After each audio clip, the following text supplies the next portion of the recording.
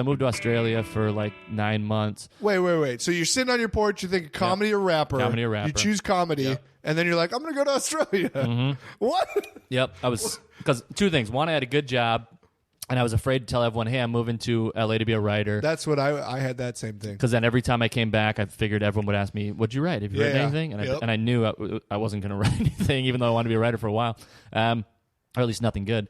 And then also I was just so scared. And so like I went to the other side of the world, and like I bought a laptop. I was like, I'm going to write a shitty screenplay just to prove I can do this. I'm going to try stand up for the first time just to see if I'm any good.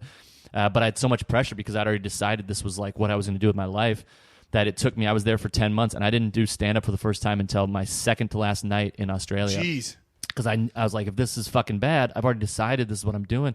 And at this point, I hadn't decided if I was going to move to LA or Chicago. I just knew I was going to pursue comedy. Yeah. And then I had a friend out here who convinced me, like, dude, come to LA. If you go to Chicago, you're going to, know people. You'll just work in advertising and maybe take some improv classes. Come to LA. You only know me.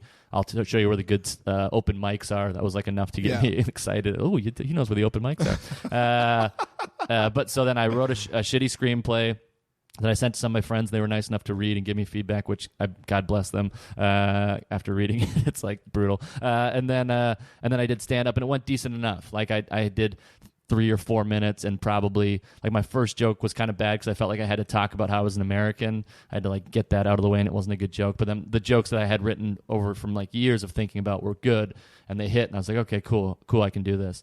So I went back to Minnesota for 2 months, packed up all my stuff, moved out here, and then started doing it. Wait, in Australia, are you living with? Do you have family there from your mom? Yep. So you're living rent free or whatever? I'm paying rent because I got a job there. I ran like the front of house at His Majesty's Theatre in Perth. So it's like that's amazing. It was great because then like if like Porgy and Bess or whatever was on for a few weeks, I'd be working, and then while they break the stage down to set up for like the ballet or whatever, then I could go travel around Australia a little bit. You stumbled on that job once you got out there? Yeah, because I have dual citizenship, so I like applied to a bunch of jobs, and just from my mom being born there. Yeah, that's crazy. Yeah, I went to Chicago, got dual citizenship, filled out that passport and everything, and so then I had a bunch of bad jobs before that, but once I found that one, I was like, great.